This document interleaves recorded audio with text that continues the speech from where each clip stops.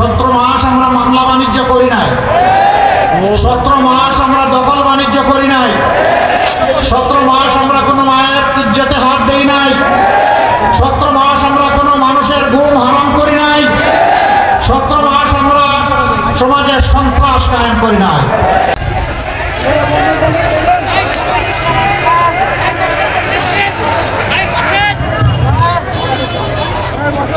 আসসালামু আলাইকুম ওয়া রাহমাতুল্লাহ। সম্মানিত এলাকাবাসী ভাই ও বোনেরা, আপনারা কেমন আছেন? দুর্বল আলহামদুলিল্লাহ না সবল আলহামদুলিল্লাহ? আলহামদুলিল্লাহ, আলহামদুলিল্লাহি রাব্বিল আলামিন, ওয়াসসালাতু ওয়াসসালামু আলা রাসূলিহিল কারীম ওয়া আলা আলিহি ওয়া সাহবিহি ওয়া আহলি বাইতি আজমাইন। ঢাকা 17 আসনে আসন্ন নির্বাচনে 11 দল সমর্থিত জামাত ইসলামী মনোনীত প্রার্থী বিশিষ্ট চিকিৎসক সমাজসেবক জনাব ডক্টর এস.এম. খালেদুজ্জামান এর পক্ষে আজকে আয়োজিত এই নির্বাচনী জনসভার সম্মানিত সভাপতি বিশিষ্ট চিকিৎসক জনাব ডক্টর আসাদুজ্জামান কাবুল, মঞ্চে বসা 11 দলের সম্মানিত নেতৃবৃন্দ, শহীদ পরিবারের সদস্যবৃন্দ, জুলাই যুদ্ধে অংশগ্রহণকারী বীর যোদ্ধাবৃন্দ এবং ভাই ও বোনেরা, সাংবাদিক বন্ধুগণ, বক্তব্য আপনারা শুনছেন দীর্ঘক্ষণ ধরে। আর কত শুনতে শুনতে তো ক্লান্ত হয়ে পড়েছে, এই জন্য আপনাদের ক্লান্তি খুব একটা বাড়াতে চাই না। জাতির প্রয়োজনে 2-1টি কথা বলে ইনশাআল্লাহ বিদায় নেওয়ার চেষ্টা করব। মা তাওফীক ইল্লা বিল্লাহ। প্রিয় দেশবাসী, বাংলাদেশ ইতিহাসের একটি গুরুত্বপূর্ণ বাঁকে এসে এখন দাঁড়িয়েছে। এক এক করে স্বাধীনতার পর 54টি বছর আমরা অতিক্রম করেছি। আমরা অনেকগুলো দলের শাসন দেখেছি, জোটবদ্ধ শাসনও আমরা দেখেছি। সেই শাসনগুলো একেবারেই বাংলাদেশের মানুষের জন্য কিছুই করে নাই, একথা আমি বলবো না। তারা করেছেন, কিন্তু সদিচ্ছা থাকলে আরো অনেক কিছু করার সুযোগ ছিল। তারা করতে গিয়ে অনেকে কিছুটা জনগণকে গুরুত্ব দিয়ে করেছেন, আবার কেউ জনগণকে ভুলে গিয়ে নিজের গুরুত্ব তুলে ধরেছেন। যারা নিজেকে দেখেছেন তারা দেশের অর্থনীতিকে পঙ্গু করে দিয়েছেন, লুটপাট করেছেন, সিন্ডিকেট করেছেন, চাঁদাবাজি করেছেন, নিজে দুর্নীতি করেছেন, দুর্নীতিবাজদেরকে শরীক করেছেন। এই জাতি তিলে তিলে জর্জরিত। শেখ হাসিনা যখন ক্ষমতা ছেড়ে পালিয়ে যান, বাংলাদেশ তখন বিধ্বস্ত অবস্থায়। ব্যাংকিং ব্যবস্থা মুখ টুকরে পড়ে গেছে। শেয়ার বাজার তার আমলে, তার 2 শাসন আমলে 2বার লুট হয়েছে। 134 জন মানুষ শেয়ার মার্কেটে সব হারিয়ে আত্মহত্যা করেছে। লক্ষ লক্ষ তরুণ যুবক একদম নিঃস্ব হয়ে গেছে। আরো অনেক বিনিয়োগকারী তারা সব হারিয়ে পথে বসেছে, এবং সব কাজগুলো করেছেন শেখ হাসিনা। শেখ হাসিনার আশ্রয় এবং প্রশ্রয়ে এই মহা দুর্নীতি হয়েছে। একদিকেই দুর্নীতি, আরেকদিকে দুঃশাসন। দুঃশাসনের কবলে পড়েছিল সারা বাংলাদেশ, বিশেষভাবে প্রতিপক্ষ রাজনৈতিক সংগঠনগুলো, এর মাঝে আবার বিশেষভাবে জামাত ইসলামী। এই একটি দলের উপর শতাব্দীর সবচেয়ে বড় জুলুম করা হয়েছে। এক এক করে 11 জন নেতাকে খুন করা হয়েছে। তারপরে 1000 কর্মীকে খুন করা হয়েছে, 5000 কর্মীকে পঙ্গু করা হয়েছে, 700-র মতো সহকর্মীকে গুম করা হয়েছে। তার মধ্যে 8 জন এখনো ফিরে আসেননি আমাদের বুকে। তারা কি আছেন না দুনিয়া ছেড়ে চলে গেছেন? তাদেরকে দুনিয়া থেকে বিদায় করে দেওয়া হয়েছে, আমরা জানি না, তাদের মা বাবারা জানে না, আপনজনরা জানেন না। শুধুই 8 জন নয়, এরকম আরো অনেক মানব সন্তান তারা তাদের আপনজনের বুকে ফিরে আসেননি। সেই কষ্ট, সেই দুঃখ বুকে চেপে আমরা বুকে ধরেই আমরা এগিয়ে চলেছি। এই সব কিছুর পরে 5ই আগস্ট একটা পরিবর্তন বাংলাদেশে আসলো। এই পরিবর্তনের নিয়ামক শক্তি ছিল আমাদের যুব সমাজ। এর আগে 15 বছরের মতো সময় আমরা ফ্যাসিবাদের বিরুদ্ধে আন্দোলন সংগ্রাম লড়াই করেছি, কিন্তু ফ্যাসিবাদীদেরকে আমরা বিদায় দিতে পারি না। আমাদের যুবক যুবতী সন্তান সন্ততিরা তাদের একটি ন্যায্য দাবি নিয়ে তারা আন্দোলনে নেমেছিল। হাতুড়ি মোগরা লাঠি দিয়ে বন্দুক আর গুলি দিয়ে তাদের সেই আন্দোলনকে দমানোর চেষ্টা করা হলো। জুলাই 15 তারিখ ঢাকা বিশ্ববিদ্যালয়ে আমাদের কলিজার টুকরা মেয়েদের উপর আক্রমণ চালালো গুন্ডা বাহিনী। সেদিন তারা ভুলে গিয়েছিল যে তারা মানুষ না অন্য প্রাণী। এই পথ গোটা জাতিকে বিস্ফোরিত করেছিল। সমস্ত মায়ের মনে গুলা লেগেছিল, বিদ্রোহের আগুন জ্বলে উঠেছিল। 16 তারিখ ছয়জন সিংহ শার্দুল তারা ফ্যাসিস্ট সরকারের গুলিতে নিহত হলো। বিপ্লবের আইকন আবু সাইদ, বেগম রোকেয়া বিশ্ববিদ্যালয়ের মেধাবী ছাত্র, সে রাস্তায় নেমে রাজপথে নেমে বলেছিল, হয় আমার অধিকার দে, না হয় আমাকে একটা গুলি দে। সে ডানা মেলে বলেছিল, বুকের ভিতরে তুমুল ঝড়, বুক পেতেছি গুলি কর। তার আস্থা ছিল, বিশ্বাস ছিল, জনগণের টাকায় কেনা অস্ত্র এবং গুলি তার বুকে বিঁধবে না। কিন্তু না, একটা নয়, দুইটা নয়, তিনটা গুলি করে তাকে খুন করা হয়। তাকে খুন করার পরে নোংরা রাজনীতি শুরু হয়। প্রধানমন্ত্রী থেকে শুরু করে সেই সময়ের সকল নেতা পাতারা বলতে শুরু করলেন, সে বাহিনীর গুলিতে নিহত হয় নাই, সহযোদ্ধাদের গুলিতে নিহত হয়েছে। এরপরে বলা হলো কোনো গুলি তার গায়ে লাগে নাই, সে এমনিই পড়ে মরে গেছে। তার পোস্টমর্টম রিপোর্ট নিয়ে জালিয়াতি করা হলো। এইরকম জাতির সাথে এরা 15.5 বছর চরম জালিয়াতি এবং ধোঁকাবাজি করেছে। সত্য আড়াল থাকে না, বেরিয়ে এসেছে। এই যে আবু সাইদরা বুক পেতে দিয়েছিল কার জন্য? এই আমরা, আপনারা, এখানে ওখানে যারা বসে আছে তাদের জন্য। আপনার আমার মুক্তির জন্য, মাথা উঁচু করে মুখ ফুলিয়ে বাংলাদেশে চলার জন্য, অপশাসনকে বিদায় জানানোর জন্য, দুর্নীতিকে লাল কার্ড দেখানোর জন্য, বৈষম্য দূর করার জন্য, মানুষের ন্যায্য অধিকার প্রতিষ্ঠার জন্য। এই জন্য সেদিন আমাদের সন্তানদের স্লোগান ছিল, উই ওয়ান্ট জাস্টিস। আমরা সমাজে আর কোনো অবিচার চাই না। অবিচারের সংস্কৃতি থেকে আমরা এই জাতিকে বের করে আনবো। আলহামদুলিল্লাহ তারা বের করে এনেছে, তাদেরকে সেলিউট। তারা যখন রাস্তায় নেমে এসেছে, মায়েরা তখন ঘরে বসে থাকেন নাই, তারাও রাস্তায় নেমে পড়েছেন। সন্তান তার লড়াই করবে অন্যায়ের বিরুদ্ধে, মা বসে থাকবেন করে। বিপ্লবী মাদের জন্য এটা মানায় না। এই জন্য মারাও সেদিন রাস্তায় নেমে এসেছিলেন। এমনকি এক মা তো তার 10 মাসের অপুর শিশুকে বুকে তুলে নিয়েই রাস্তায় নেমে পড়েছিলেন। সাংবাদিকরা তাকে জিজ্ঞেস করেছিল, আপনি এই কাজটা করতে গেলেন কেন? তিনি বলেন, কি কাজ করেছিলেন? বলেন যে আপনি তো সাংঘাতিক কাজ করেছেন। এই অবুঝ শিশুকে বুকে নিয়ে তুলে নিয়ে মুহুর্মুহ গুলির সামনে যখন একটার পর একটা বিপ্লবীদের লাশ করছে, সেখানে আপনি আসলেন কেন? তিনি বলেছিলেন, সোফা কি হয়েছে? বলে, হ্যাঁ কি হয়েছে মানে? গুলি এসে যদি আপনার মুখ কিংবা সন্তানের মুখ অথবা দুইজনকেই যদি এফুড় করে দেয়, বলেছেন না বেটা, আমি এবং আমার সন্তান শহীদের তালিকায় নাম লেখায় ফেলবো। এরপরে এই মা বললেন, এই সাংবাদিক, তুমি জেনে রাখো, সন্তান আমার কোলে যাকে দেখছো, একটাই আমার সন্তান নয়। আজকে বাংলাদেশের রাজপথে যত তরুণ তরুণী, যুবক যুবতী রাস্তায় নেমেছে, এই সবগুলো আমার সন্তান। আমি আমার সন্তানদেরকে শক্তি যোগাতে এসেছি। আমি বলতে এসেছি, তোমরা কাপুরুষ হয়ো না, তোমরা লড়ে যাও, বিজয় তোমাদের অনিবার্য। আমরা এই মায়েদের কাছে ঋণী। প্রিয় দেশবাসী, কেমনে এত তাড়াতাড়ি আমরা জুলাইয়ের বিপ্লবীদের ভুলে বসেছি? কেমনে নিজের সাথে প্রতারণা করা যায় আমি বুঝি না।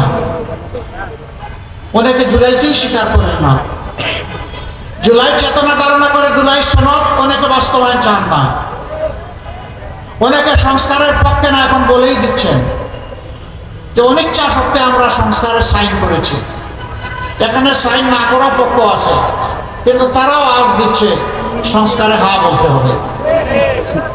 অথচ তারা সেদিন স্বাক্ষর করলেন, তারা এখন চুপ, তাদের মুখে এখন কোনো বলি নাই। তাদেরকে তাদের অবস্থান বিনয়ের সাথে বলবো, আপনারা স্পষ্ট করুন, আপনারা কি সংস্কার চান নাকি আপনারা সংস্কার চান না? না না, আপনাদেরকে বলি নাই, যারা চুপ করে আছেন তাদের আপনাদেরকে খুলাসা করতে হবে, বলতে হবে আপনারা কি চান। যদি আপনারা সংস্কার চান, এদেশের মানুষ বিবেচনা করবে এক ধরনের, যদি সংস্কার না চান তাহলে সিদ্ধান্ত নেবে ভিন্ন ধরনের। আমি আপনাদের কাছে জানতে চাই, যেই রাজনীতি আমাদেরকে ফেসিবাদ, লুণ্ঠনকারী, দুর্নীতিবাজ, ব্যাংক ডাকাত, মায়ের হত্যাকারী, আমার মায়ের ধর্ষণকারী, ইজ্জত লুণ্ঠনকারী, শিশু হত্যাকারী, বৃদ্ধ হত্যাকারী যে শাসন ব্যবস্থা আমাদেরকে উপহার দিয়েছে, আপনারা কি সেই শাসন চান? পুরান অবস্থা বসা সেই শাসন অবশ্যই আপনারা চান না। তাহলে আগামী 12 তারিখ ইনশাআল্লাহ প্রথম ভোট হবে হ্যাঁ। আমরা গণভোটে কি বলবো? প্রথম সিল পড়বে কিসের উপর? হ্যাঁ মানে আজাদি, না মানে গোলামি। আজাদি না গোলামি? আজাদি, আজাদি। সম্মানিত ভাইরা এবং আমার বোনেরা, এই আমরা কয়েকজন মানুষ দায়িত্ব নিলে ইনশাল্লাহ আমরা চেহারা পাল্টে দিতে পারবো। আমরা ঘরে ঘরে, জনে জনে, আপনজন, প্রিয়জন, প্রাণ প্রতিবেশী, কর্মস্থলের সাথী সবাইকে আমরা বুঝাবো আমরা মর্যাদা নিয়ে বাঁচতে চাই, আমরা নতুন বাংলাদেশ চাই। আমরা গর্ব করে বলতে চাই আমি বাংলাদেশ, আপনি বলবেন আপনিই বাংলাদেশ। আমরা সেই বাংলাদেশকে গড়তে চাই, যে বাংলাদেশের নাগরিক হয়ে গর্বের সাথে পরিচয় দেওয়া যাবে যে আমি একজন বাংলাদেশী। এখন সেই পরিচয় সংকট অনেক জায়গায় আছে। আমাদের দেশের যে শেয়ার বাজার লুট করা হয়েছে, ব্যাংক লুট করা হয়েছে, জনগণের সম্পদ লুট করা হয়েছে, বিদেশে পাচার করা হয়েছে। বাংলাদেশ ব্যাংকের তথ্য অনুযায়ী অফিসে যেই মানির সন্ধান পাওয়া গেছে তার পরিমাণ হচ্ছে 28 লক্ষ কোটি টাকা। বাংলাদেশের রাষ্ট্রীয় বাজেটের 4 গুণ বার্ষিক বাজেটের। আমরা আপনাদেরকে কথা দিচ্ছি, আপনাদের ভালোবাসায় ভোটে আল্লাহ যদি আমাদেরকে সুযোগ দেন, নির্বাচিত করেন, এই দেশ সেবার দায়িত্ব আমাদের হাতে আল্লাহ তুলে দেন, আমরা ওই সমস্ত লুটেরাদের মুখ দিয়ে হাতের পেটের ভিতরে হাত ঢুকিয়ে আপনাদের এই অর্থ উদ্ধার করে নিয়ে আসবো। এই অর্থ কোনো পরিবার, কোনো গোষ্ঠীর প্রয়োজনে ব্যয় হবে না। এই অর্থ রাষ্ট্রীয় কোষাগারে সংযুক্ত করা হবে ইনশাআল্লাহ। আর তাই দিয়ে এই দেশের যুবকদের হবে কর্মসংস্থান, এই দেশের জনগণের হবে উন্নয়ন ইনশাআল্লাহ। সেই উন্নয়ন এবং কর্মসংস্থান হবে ইনসাফের ভিত্তিতে, কারো মামু খালুর টেলিফোনে নয়। ওই টেলিফোনের পরোয়া সেদিন আমরা করবো না।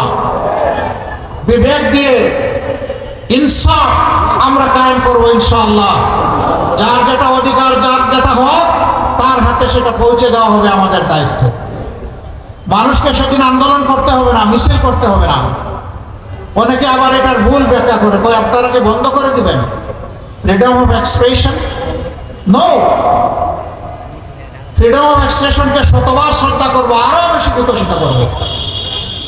মানুষ কেন তার অর্থের এবং সময়ের অপচয় করে দিনের পর দিন, রাতের পর রাত রাস্তায় পড়ে থাকবে? এটি একটি দেশের জন্য লজ্জা।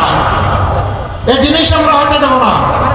মানুষের সমস্যাগুলো মানুষের সাথে ডায়লগ করে তুলে এনে অগ্রাধিকারের ভিত্তিতে সেগুলো সমাধান করা হবে রাষ্ট্রের দায়িত্ব, এবং এই রাষ্ট্র এটা করবে ইনশাআল্লাহ।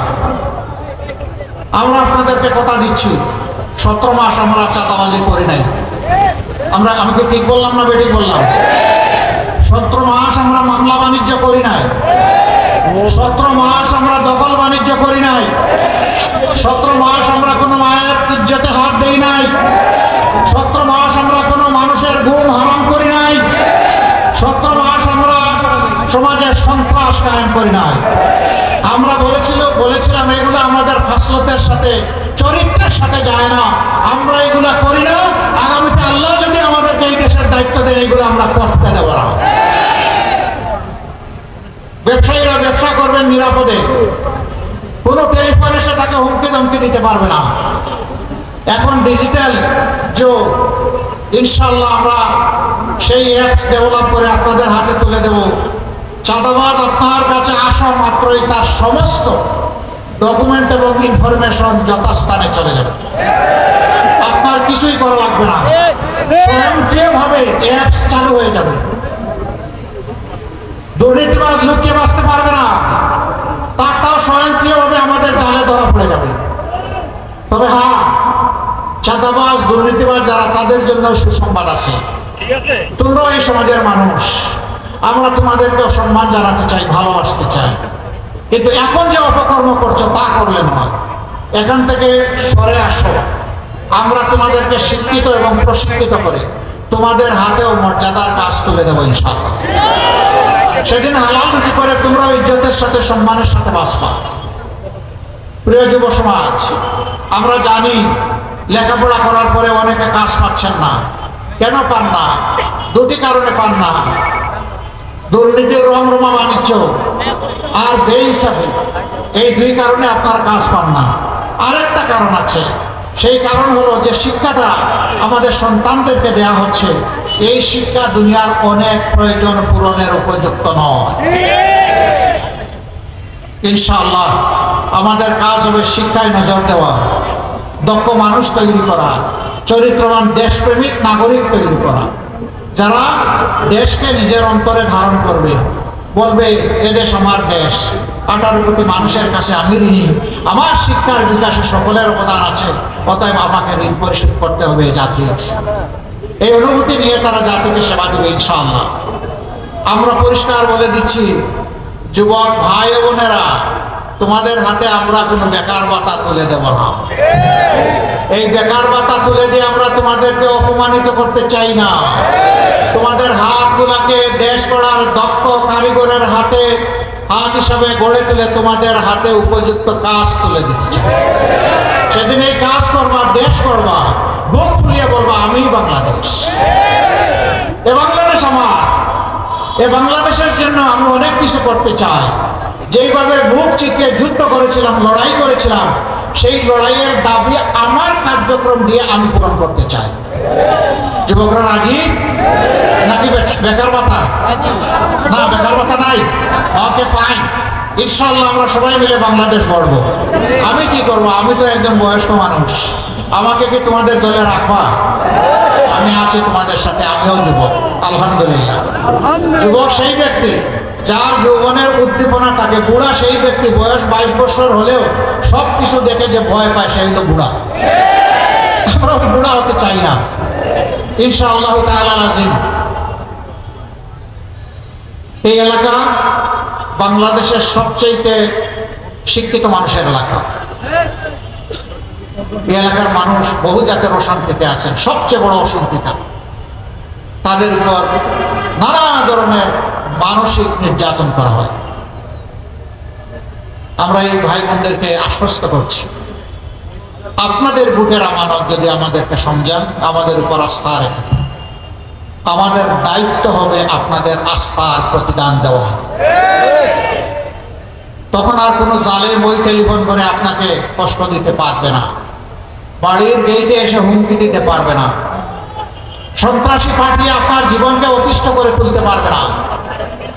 ইনশাআল্লাহ আমরা ওই সমস্ত সন্ত্রাসী এবং দুর্নীতিবাজদের গাছের পাতা ধরে টান দিব না, ওদের মূল সহ টান দিব। সুযোগ দিব সংশোধনে, সুযোগ গ্রহণ না করলে শাস্তির জন্য তাদেরকে প্রস্তুত থাকতে হবে। এই ব্যাপারে আমরা হব চরম কঠোর এবং নির্দয়। এই ব্যাপারে কাউকে ছাড় দেওয়া হবে না। ধর্ম, বর্ণ, দল নির্বিশেষে যোগ্য ব্যক্তিটি যোগ্য জায়গায় পৌঁছে যাবেন সমাজের, এটি তার অধিকার। এটা আমরা নিশ্চিত করবো ইনশাআল্লাহ। আমরা সমাজে ন্যায় বিচার সবার জন্য কায়েম করবো। এটি আমাদের অঙ্গীকার। ন্যায় বিচার কায়েম না হলে একটা সমাজ কখনো টেকসই সমাজ হবে না, সভ্য সমাজ হবে না, উন্নয়ন অগ্রগতি অর্জন করতে পারবে না। যে অপরাধে একজন সাধারণ মানুষের বিচার হবে, শাস্তি হবে, একই অপরাধ করলে দেশের প্রেসিডেন্টকে আমরা ছেড়ে কথা বলবো না, তাকেও সমানভাবে বিচারের আওতায় আসতে হবে। কারো জন্য কোনো ধরনের ইম্পিউনিটি থাকবে না, কোনো দায় মুক্তি দেওয়া হবে না, সবাইকে দায়ী থাকতে হবে তার কর্মের জন্য। আমরা সেই বাংলাদেশকে করতে চাই। আরেকটা কথা আমাদের, আমরা চাই না আমি জামাতের আমির, বংশানুক্রমে আমার ছেলে হোক জামাতের আমির। আমরা ওই পরিবারতান্ত্রিক রাজনীতি চাই না, যে রাজনীতিতে পরিবার ছাড়া অন্য কেউ যোগ্য হয়ে আসার সুযোগ নাই, সেই রাজনীতি আমরা দেখতে চাই না। ও রাজনীতির পরিবর্তন চাই। রাজার ছেলে রাজা হবে, একজন শ্রমিকের ছেলেও প্রধানমন্ত্রী হবে ইনশাআল্লাহ, যদি তার যোগ্যতা থাকে। ওই বাংলাদেশ আমরা করতে চাই, যেখানে সত্যিকারের মেরিটোক্রেটিক সোসাইটি হবে, যেখানে পলিটোক্রেটিক সোসাইটি হবে না, রাজনীতির আনুগত্য রেখে কাউকে মূল্যায়ন করা হবে না, মূল্যায়ন করা হবে তার মেধা এবং দেশপ্রেম দেখে। এই দুই জিনিস যার আছে সে অবশ্যই মূল্যায়িত হবে। সেই দেশটাই আমরা করতে চাই। অনেকে বিভিন্ন ধরনের কার্ড দেওয়ার কথা বলছেন। আমাদের সমাজে কার্ডের তিক্ত অভিজ্ঞতা আছে। ভুয়া কার্ডও এলট করা হয়েছে, জেনুইন মানুষও কার্ড পায় নাই। আবার কার্ড নিতে গিয়ে চাঁদা দিতে হয়েছে। এখন নাকি অগ্রিম চাঁদাও কেউ কেউ চেয়ে বসেছে। আবার বলা হচ্ছে কার্ডটা দিব মায়েদের হাতে। খুব ভালো, মায়ের সম্মান দেখাচ্ছেন। তো যিনি একদিকে কার্ড দিয়ে মাকে সম্মান দেখাচ্ছেন, তিনি বা তার সহকর্মীরা কিভাবে আমার মায়ের গায়ে হাত দেয়? এক হাতে কার্ড, আরেক হাতে আমার মায়ের গায়ে হাত, ওইটা আমরা বরদাস্ত করবো না। আমরা মাদেরকে সম্মানের জায়গায় অধিষ্ঠিত করবো ইনশাআল্লাহ। ঘরে চলাচলে এবং তাদের কর্মস্থলে with dignity, personality and high security তারা যাতে কাজ করতে পারে, সেই পরিবেশ আমরা ইনশাআল্লাহ নিশ্চিত করব। অনেকে আবার অগ্রিম বিভিন্ন জায়গায় বিল্ডিং বানিয়ে দেওয়ার কথা বলছে। অভিজ্ঞতা এই ঢাকার গরিব মানুষগুলার আছে, যাদেরকে এটা বলা হয়েছে অতীতের সবাইকে তাদের এই মামুলি ঠিকানা থেকেও তাড়িয়ে দেওয়া হয়েছে। এই ঠিকানায় তারা আর ফিরে আসতে পারেনি। আমরা চাই না আমাদের এই গরিব ভাই বোনদেরকে বারবার গিনিপিগ বানিয়ে তাদের উপর কেউ এক্সপেরিমেন্ট করুক, আমরা চাই না। হ্যাঁ, তারা কি এইভাবে পড়ে থাকবে? না, তাদেরও জীবনমানের প্রতি দৃষ্টি দেওয়া হবে। বরঞ্চ একটি জনকল্যাণমূলক সরকারের প্রথম দায়িত্ব হবে রাষ্ট্রে যারা সবচেয়ে বেশি পিছনে আছে, পিছিয়ে পড়েছে, তাদেরকে তুলে আনা আগে। তারাও মানুষ, তারাও আমাদের ভাই, তারাও আমাদের বোন, তাদেরকে আমাদের সম্মান করতে হবে, তাদের দিকটাও আমাদের আপন করতে হবে। শিক্ষা শুধুমাত্র সামর্থ্যবান লোকের সন্তানদের জন্য থাকবে, এটা আমরা মানব না। গরিবের সন্তান অভাবের তাড়নায় যে স্কুলে যেতে পারে না, সেই সন্তানের দায়িত্ব নেবে রাষ্ট্র। রাষ্ট্র হবে তার মা, রাষ্ট্র হবে তার বাবা। তার মেধা বিকাশে রাষ্ট্র থাকবে তার পাশে। ওই যে বলেছি না, শ্রমিকের সন্তানও ইনশাআল্লাহ আগামীতে হবে বাংলাদেশের প্রধানমন্ত্রী। এই প্রতিভাগুলোকে আমরা চমকে দিতে চাই, আমরা বিকশিত করতে চাই, আমরা লুফে নিতে চাই, আমরা বুকে তুলে নিতে চাই। আমরা সেই মানবিক বাংলাদেশ করতে চাই। আপনারা কি এই মানবিক বাংলাদেশের পাশে থাকবেন? এই এলাকার যে সমস্ত সমস্যা আছে, ন্যায্যতার ভিত্তিতে ইনশাআল্লাহ হক ইনসাফের উপর দাঁড়িয়ে তার সবগুলো সমাধান করা হবে ইনশাআল্লাহ।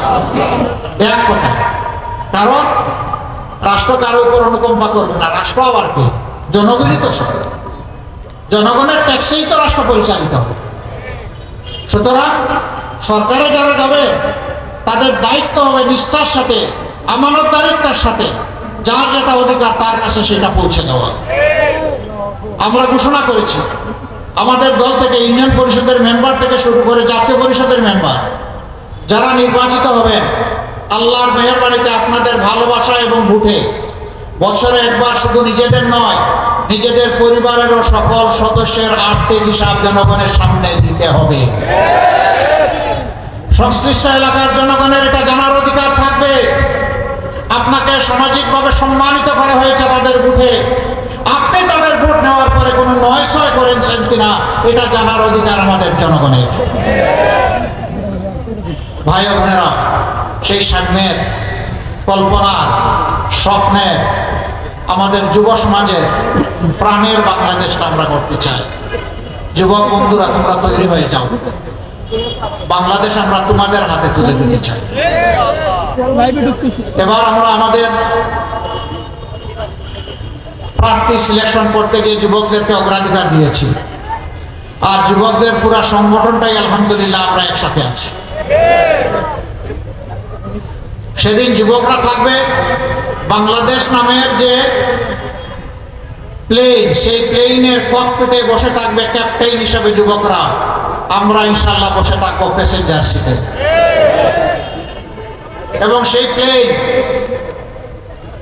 তার নির্দিষ্ট গন্তব্যে সময় মতো পৌঁছে যাবে ইনশাল্লাহ।